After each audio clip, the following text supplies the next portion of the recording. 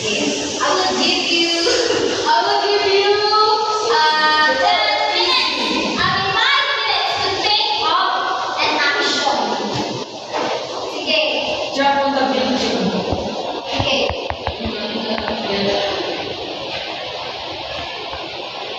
Okay, 5 minutes is up. Okay, Shimon, can you do what is written on your dashboard? Can you act it out? What do you, can you read? Sit on the chair. Sit on the chair. Very good. Is Shimon sitting on the chair? Yes. Very good. Let's give her a round of applause. Perfect. All right. Can you read your sentence? Stand next to the board. Stand next to the board. Is Cherish doing the right thing? Yes, very good. All right. So thank you for that. Grade 1, grade 2, and grade 3 students for your participation. So have you enjoyed our activity? So, what do you think is our lesson based on the activity that we did? Yes. Preposition. Preposition. Yes. What else? I think teacher, our topic is all about identifying things where as sila na position. Yes, very good. That's a great idea. So our lesson for today is about identifying things or places or persons or places or persons on where or how or why or when they are placed in a specific So and that is what we call the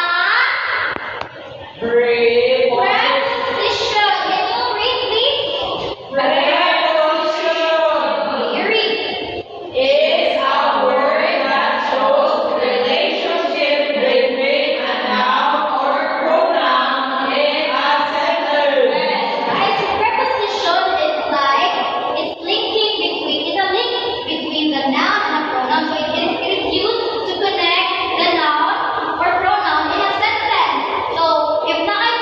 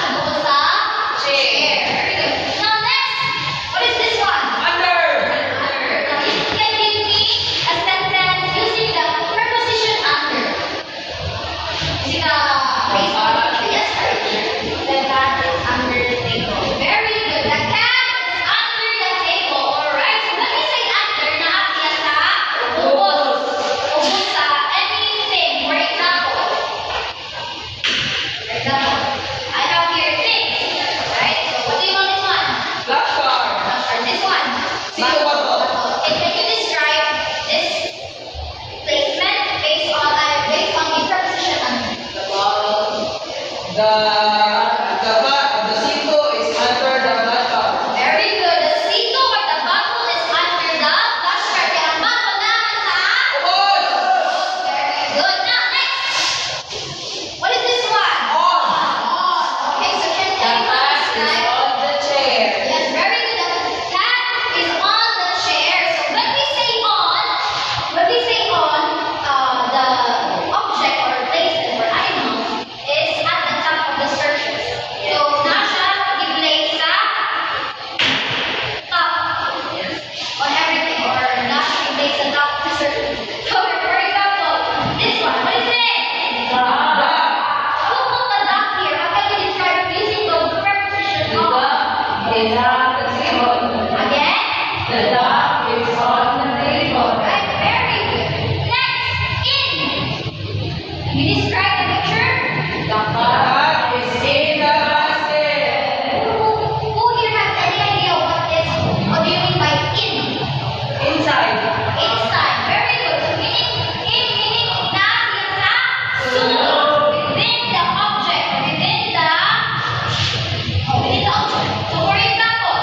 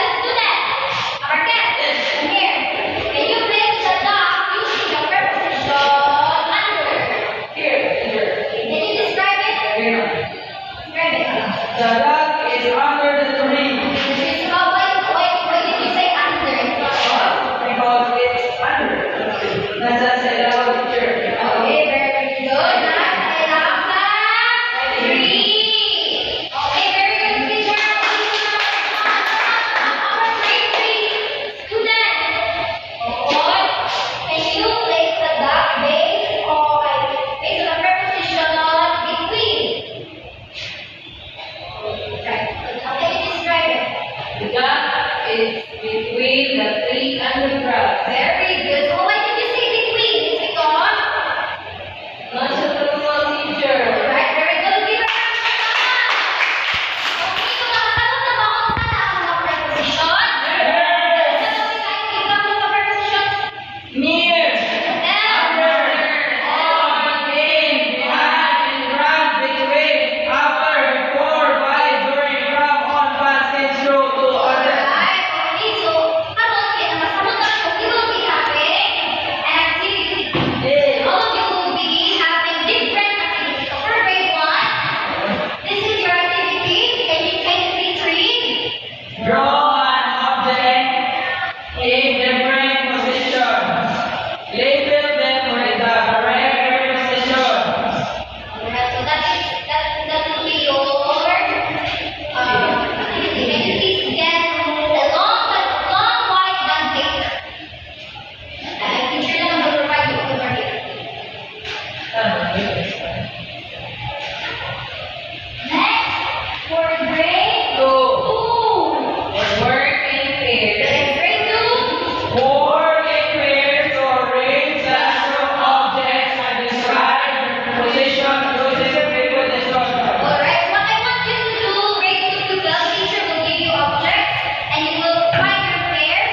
And after you will arrange the classroom objects, you will describe it in front here. You will share it with the class. Understood? Yes, sir. Yeah, so inside the copies of our test. Keyboard. Right, here are your objects. Okay, I will give you 10 minutes for that. How about our grade 3? Right. Your activity. Please read. Write short sentences or mini paragraph using at least 5 different prepositions to share their answer. Okay, so can you please get your papers and write short sentences or mini paragraph using at least without prepositions? 5. Okay, I will also give you 10 minutes for that. Am I understood? Grade 1, grade 2, and grade 3 now? Okay, very good. Okay, 10 minutes starts now. Let's make a seesaw. Let's make a seesaw.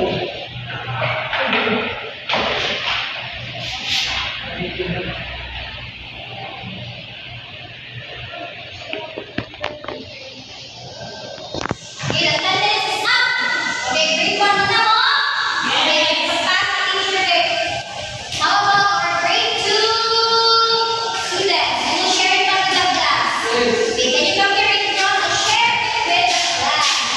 Okay, go. So the pen to pin is between the scotch tape and what about What? What did you say? the what is this? Okay, we don't need that. Okay.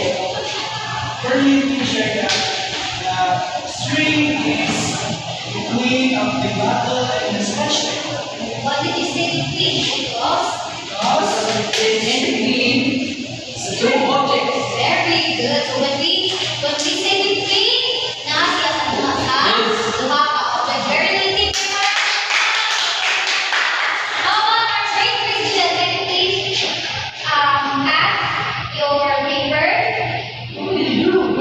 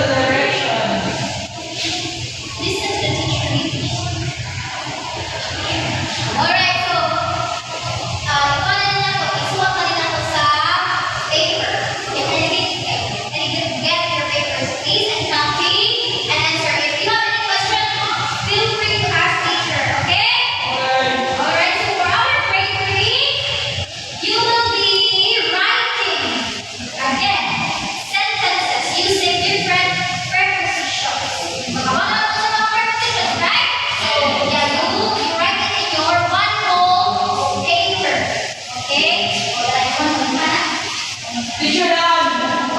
Gusto ko eh. You are great student. Okay, gana. Sige, pass everything. Pass everything. Alright. Okay, so ato to i-check ko ang mga answer na ito ganina sa akin. Isa man po. Isa doon lang i-answer.